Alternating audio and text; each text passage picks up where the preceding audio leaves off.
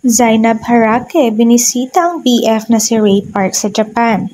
Ray, umalma na hindi siya ang pinuntahan ni Zainab sa Japan. Ibinahagi sa publiko ng aktres at social media influencer na si Zainab Harake ang latest photo nila ng partner na si Ray Park sa Japan.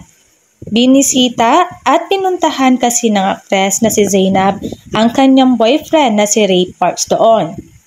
"Baby na ulit ako," caption ni Zainab sa kanyang Instagram story post. Isa si Ray sa siyam na Pinoy imports na bumubuo ng Asian squad na sasabak sa 2024 Japan Basketball League All-Star Weekend na gaganapin sa Okinawa Arena.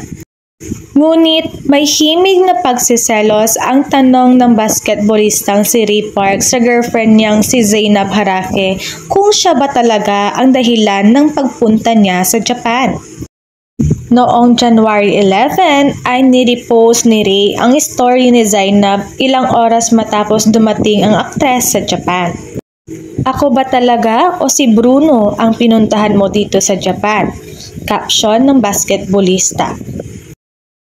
Napag-alaman kasi na maliban sa pakikipagkita sa boyfriend ay manonood ang aktres na si Zainab Harake at social media personality ng concert ni Bruno Mars sa Japan. Nag-post ang aktres na si Zainab Harake sa kanyang Instagram story na may photo ni Bruno na nilagyan pa niya ng caption na "Bruno ko". Kaya naman, napag-alaman ng sikat na basketballistang si Ray Parks na isa si Bruno Mars sa dahilan kung bakit nagpunta ang kanyang girlfriend, actress at vlogger na si Zainab sa Japan. Kinilig naman ang mga netizens dahil sa cute na pagseselos ng sikat ng basketballista na si Ray Parks kay Zainab Harake. Tila ang gusto niyang iparating ay dapat siya lang ang pinupuntahan at kinikita ng aktres. Sa ngayon, para kay Zainab Harake, ang current boyfriend niyang si Bobby Ray Parks Jr. na ang gusto na niyang maging partner for life.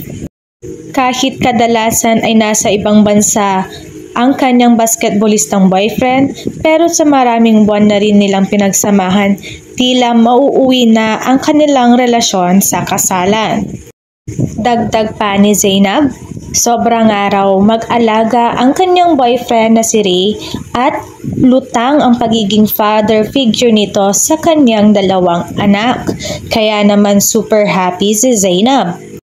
Super happy naman ang mga netizens para kay Zainab dahil nakahanap siya ng isang Ray Parks matapos ang kanyang bangungot na relasyon kay Iskastakli.